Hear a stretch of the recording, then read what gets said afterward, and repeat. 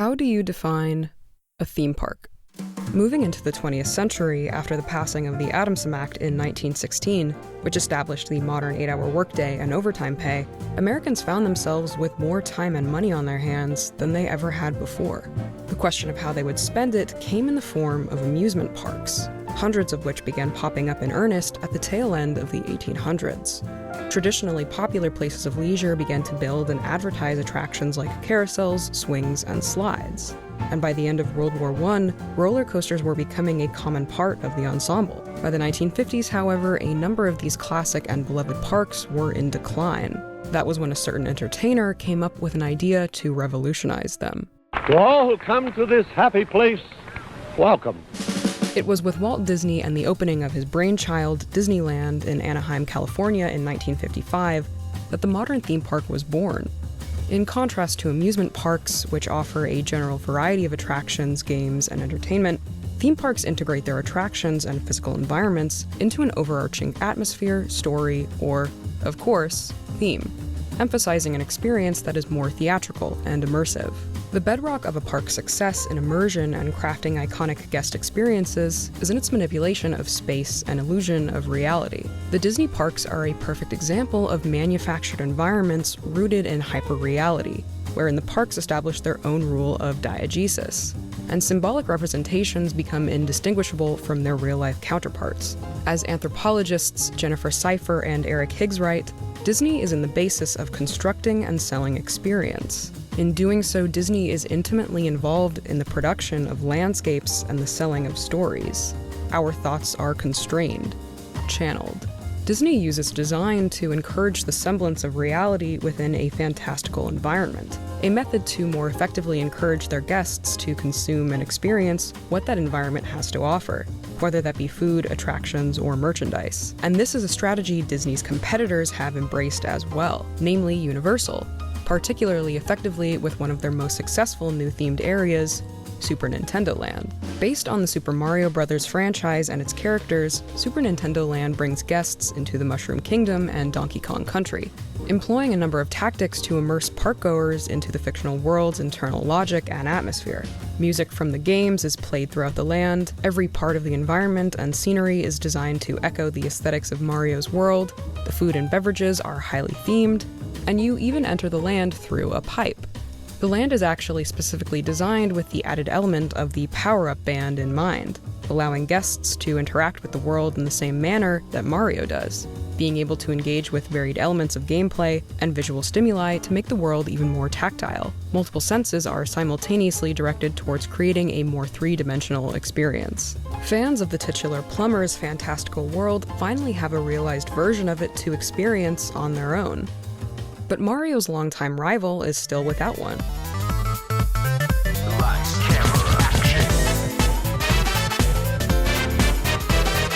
The mascot of Nintendo's competitor, Sega, Sonic the Hedgehog was the answer to Nintendo's overwhelming and dominating success in the gaming market back in the early 90s. Sonic was a cool blue speedster who relentlessly pursued adventure, clashing with the villainous Dr. Robotnik, a scientist who kidnapped animals and paved over their homes to build his empire of machines. In contrast to Robotnik, also known as Eggman, Sonic represents not just the natural world, but individuality. While Eggman seeks to control and remake the world in his own image, Sonic is a hero characterized by encouraging choice in others, and moving to the beat of his own drum. Similarly to Mario, Sonic has a rich in-game world with a vast cast of supporting characters, settings, and stories. Another household name, his franchise is just as iconic, but would it be able to draw in crowds for a theme park? That depends. What would it look like? Lights, camera, action. Urban planning is the design philosophy behind the structure of the spaces we inhabit. It typically refers to a large-scale environment that functions as a public space, with the added element of providing a sense of character or theme. So we have to ask, how does the physical layout of an environment affect how we interact with it? Every part of a park, from the restaurants to rides to restrooms, have a purposeful functionality in their placement. Each service is part of an ensemble. Together, every facet of the park should come together in harmony. So where do you begin? Rather than a physical location, let's start with story. The question is, what is the narrative of this world? As we've established, some of the core ideas within Sonic are the conflict between nature versus industrialism, and living with a sense of freedom and the drive to experience everything to the fullest. Sonic's speed is in part representative of a desire to break out of constraints and expectations, instead pursuing the fleeting and exciting. His world is one of danger, but the blue blur always takes it as a challenge, and that spirit should transfer to guests when they become part of it. So what will this park look like then? A true Eggman land where nature has been conquered by industry and the unchecked ego of a mad scientist? The classic and welcoming scenery of Green Hills and Angel Island, potentially with a few ruins that hint at a lost history, or Unleashed and the adventure game's modern world that sits just between? What about all three? It would be somewhat limiting to go with just one of these concepts, and as this imaginary park is a fun wish list, why not? With these three ideas, there's an opportunity to create a sense of variety in the landscape and visual and sensory aesthetics. So this park will be divided into 4 distinct areas, or since we're discussing Sonic, zones. Dividing a park into locations with unique locale and atmosphere is actually called thematic zoning. A good example of this is Epcot's World Showcase, split into 11 distinct countries, each with their own architecture, music, and aesthetics. American scholar and author Arnold Berliant notes in his article, The Critical Aesthetics of Disney World, theme parks are totally constructed environments whose character is decided largely by their prominent aesthetic features. Let's define those basic features. First, Green Hill Zone, characterized by, well, green hills, checker-patterned earth, and some unconventional geography. It's grassy and lush, and a welcoming, familiar environment. Decorating the zone are palm trees, totem poles, and of course, loop-de-loops. Next, not too far off the beaten path from Green Hill is Angel Island, the home of the Master Emerald and its guardian, Sonic's friend Knuckles. Angel Island was once the land of the ancient Echidna tribe, who were wiped out by a mysterious calamity that also lifted the island into the sky. Similarly to Green Hill, Angel Island is lush and beautiful, but with slightly more varied geography in the form of dense jungles, mountains, and waterfalls rather than just rolling plains. It also bears hints of a lost civilization and cryptic past, littered with ruins and ancient architecture. Moving further along the industrial scale, we come to Station Square. Based on San Francisco, Station Square is a large urban city, sporting modern skyscrapers, train stations, highways, and various different kinds of districts. These include downtown, a casino district, and the city center. Finally, at the end of this spectrum is Eggman Land. This is the ultimate realization of Eggman's ego working in tandem with his dangerous brilliance. An absurd hybrid of a city and a theme park, it's a polluted, gaudy, and theatrical maze of machines that aims to thrill its visitors as much as it does to terrify them. This place is crazy! So what's inside each land? And where do they sit in relation to each other? Bringing back the philosophy of urban planning, let's define the overall layout of the park. Theme parks have several employed models, funneling crowds and organizing their space according to a few different forms. The most common, the most well-known, and perhaps the most effective is the hub and spoke. The structure of this design positions the park around a central hub, lands branching out for easy access from this center point. Every zone is accessible via the hub. This allows guests to have an anchor at which to orient themselves. This structure offers efficient crowd flow and navigation with its singular entryway and an identifiable central icon at the hub, and this centralized area provides a space for thematic transition into the other zones. Green Hill Zone is the very first location we ever get introduced to in Sonic, so tradition states it should also be the first in the park. Being one of the most iconic levels in gaming, it makes for an appropriate starting point as the main entrance and the themed environment for the central hub. Guests will enter the park through this zone, structured around a single pathway, much like Magic Kingdom's Main Street USA. Green Hill embodies the sense of the beginning of an adventure, and as guests make their way up through this walkway, populated by shops and set dressings iconic to the zone, they can see the area's central icon, the loop-de-loop. As a whole, this section is designed to lift the barrier into this fantastical world, acclimating guests to this hyper-reality of checker-patterned soil and talking animals. Green Hill is, as always, our first step into this world, and from the loop-de-loop, we can choose to run off into one of 3 potential other zones. Next we have Angel Island, to the west of the main hub. Angel Island is an environment much more ancient than Green Hill. While the latter does have its fair share of left-behind relics, Angel Island is defined by its ruins and enigmatic history. The mysterious atmosphere is something that sets it apart, while still maintaining that sense of adventure. Guests are exploring an island that magically floats above the earth, so how should they enter this zone? Crossing a glass bridge, guests make the transition up into the air, arriving at a totem-marked entrance. From there, they can make their way through an environment littered with ruins, waterfalls, and chow, scattered all across the land in spots where sharp-eyed visitors will be able to catch them. Real-world examples for the aesthetics this zone would hypothetically synthesize are Pandora, the world of Avatar at Disney's Animal Kingdom, and the Lost Continent at Universal's Islands of Adventure, environments that combine a sense of being lived in with an atmosphere of adventure and exploration. The most important question I'm sure you're asking, though, is what attractions can you find here? A secondary idea that rivaled theming one of the park's zones after Angel Island was the Mystic Ruins. In theory, the two environments are fairly similar on a surface level. Guests can explore ruins and jungles, but specifically in the Mystic Ruins, they could visit Tails' workshop. I imagined one facet of the land being that this would be the perfect spot for a character meet and greet for our favorite flying fox, his workshop itself being a gift shop or potential walkthrough experience, somewhat similar to Disneyland's Toontown. But there's nothing stopping us from saying that Tails built a pop-up workshop somewhere on Angel Island, and it'd be at this location where guests can meet him. Given that most of our characters are canonically in the 3-foot range when it comes to height, compromising with a mascot costume might be the only way to go. But in the interest of immersion, how could we bring an accurate Tails, and by extension other Sonic characters, to life? The answer? Puppets. This is Little Tom. Isn't he great? This might sound like a bit of a long shot, especially considering logistics, but in the spirit of fun and immersion, let's explore it. In the interest of staying true to the pre-existing logistics of some of their fantasy worlds, some parks have to omit or change certain details to preserve the magic. Disney does not have the canonically 10-foot tall Na'vi walking around Pandora for this very reason, but scaling down might be in the realm of possibility. That being said, if one of the animal characters is a puppet, then all of them should be. It would be a little immersion-breaking to meet a barely 4-foot Knuckles in one area of the park, and then a college student-sized Sonic in another. So how would you encounter Tails? Well, if you can meet him outside his workshop, perhaps you can meet him in the cockpit of the Cyclone. This provides the perfect vessel to hide a puppeteer. Situating the Cyclone against a backdrop of other props gives the performer not only some cover, but the meeting spot a touch more atmosphere and personality. Besides just being able to meet Tails, there's also an attraction themed to him, Tails' Tornado Spin.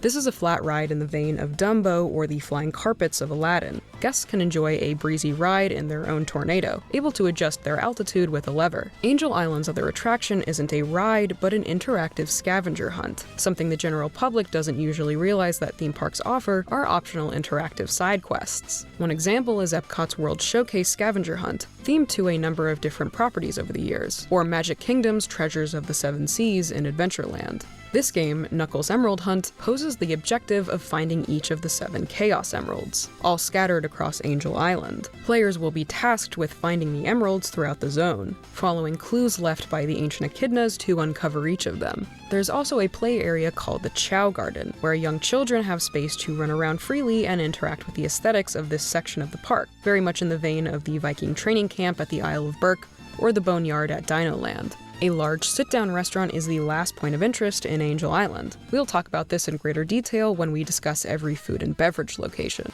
Another character you can meet is, of course, Knuckles, who can be found outside the shrine of the Master Emerald. Once again, considering puppet logistics, Knuckles could be situated on top of some ruins or stonework, able to stand at a more relative height with the guests who come to see him. The next zone, located in the center of the 3, is Station Square. The transition from Green Hill is marked by a bridge, modeled after San Francisco's famous Golden Gate. Station Square would be modeled, just as it is in the games, on the famous Californian city. Vibrant shopfronts lead guests down the main street, offering plenty of viewing inside. Some shops are actually open, one being a candy store where guests can sample and purchase none other than Tails' favorite sweets, mint candies.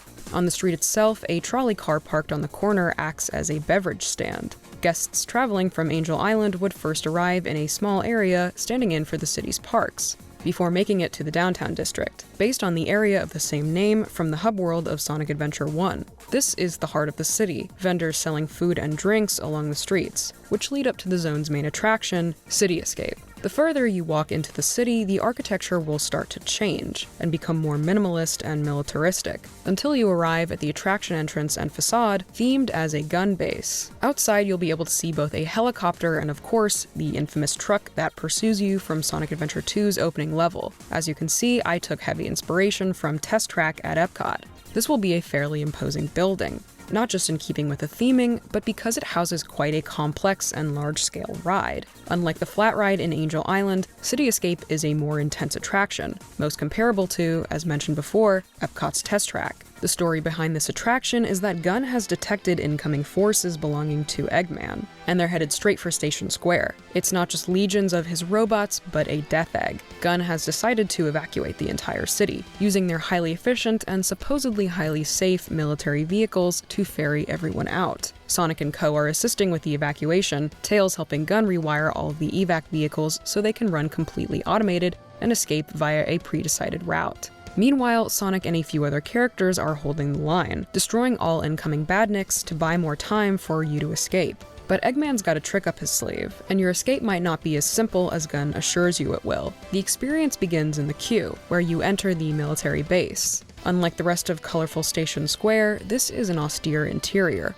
A similar visual might be Universal Studios' Transformers 3D, another source of inspiration for what this attraction might look like. Once inside, you'll hear Commander Tower's voice over the intercoms, explaining that they now have a visual on Eggman's forces, and that you're part of the last few groups of citizens to be evacuated. It's then that Tails pops in over the speaker to explain to you, with some accompanying visuals from screens and visual schematics around this section of the line, that he's re-engineered the vehicles to follow a specific route on their own, and that if any trouble arises, he can manually take over. Like Test Track's cars, this will be a 6-seater, but with a bulkier shape to better match the look of a military vehicle.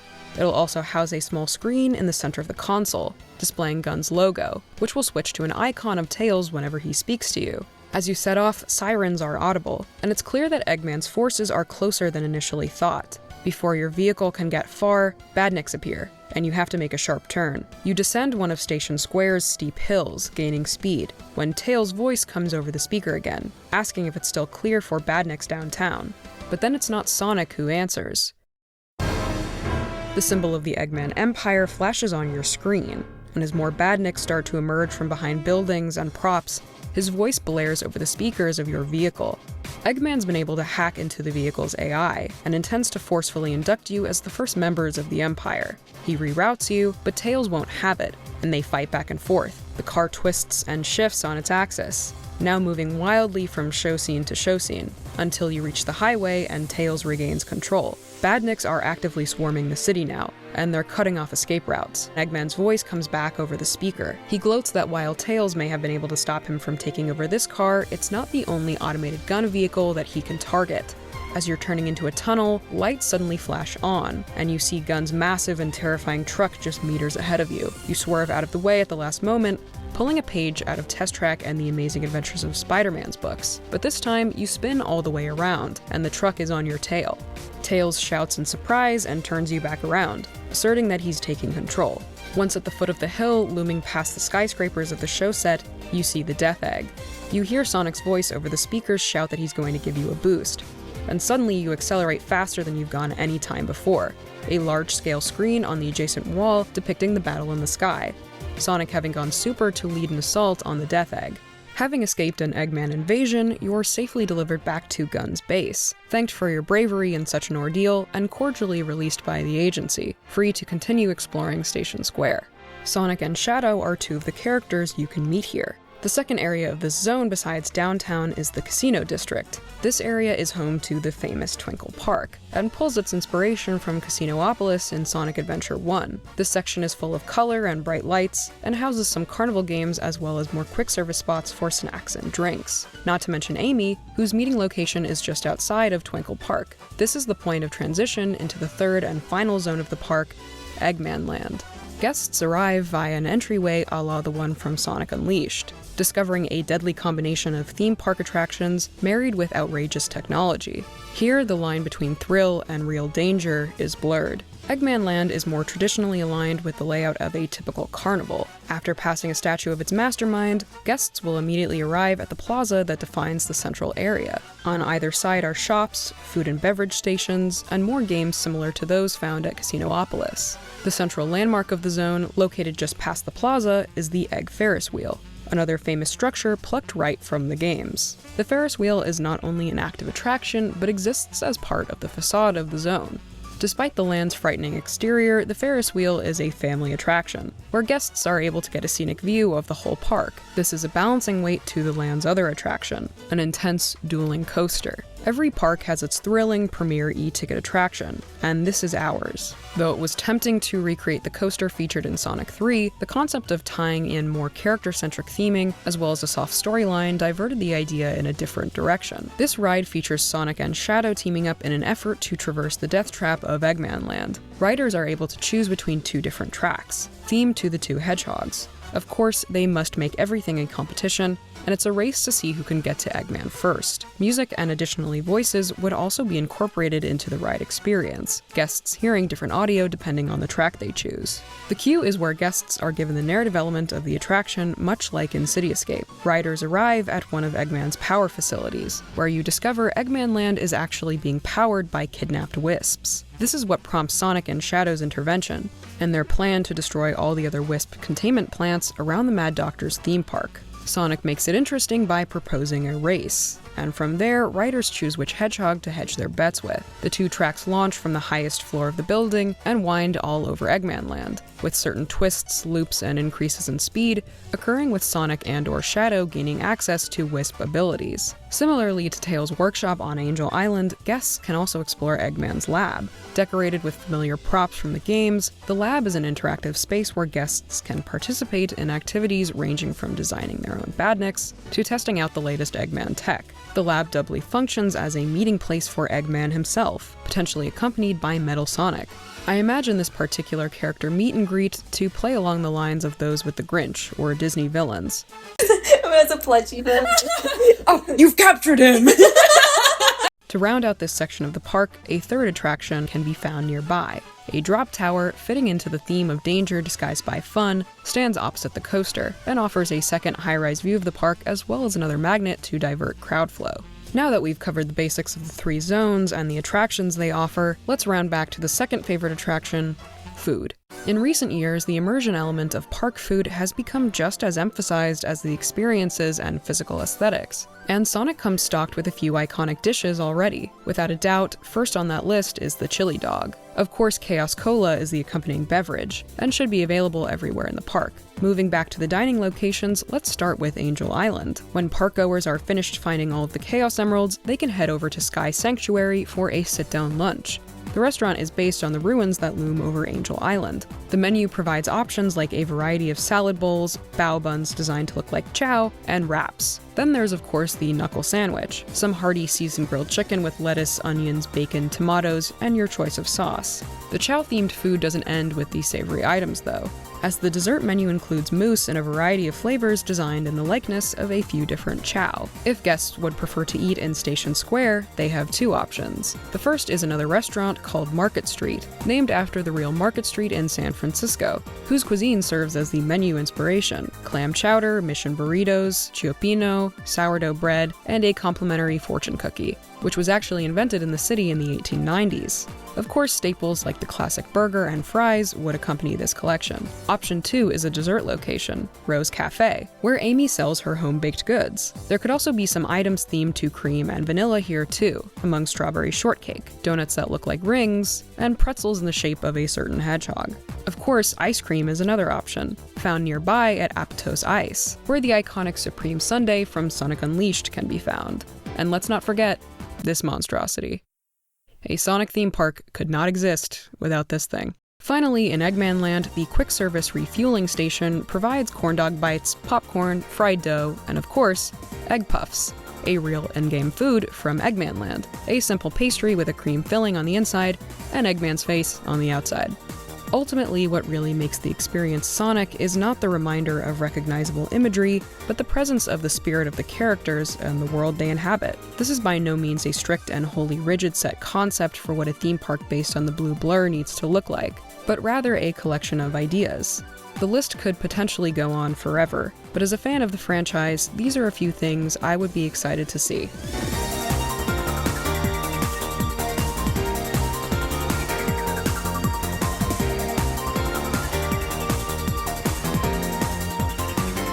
If you'd like to listen to the full brainstorming session to hear more ideas that didn't make it into this video, it's available to all members of the Patreon. And if you have any ideas for what you'd personally like to see, leave them in the comments. This theme park design series of videos is one I'd like to continue, and patrons can vote on which property they'd like to see get the same treatment. But just liking and subscribing is a massive way to show support as well. Thank you for watching.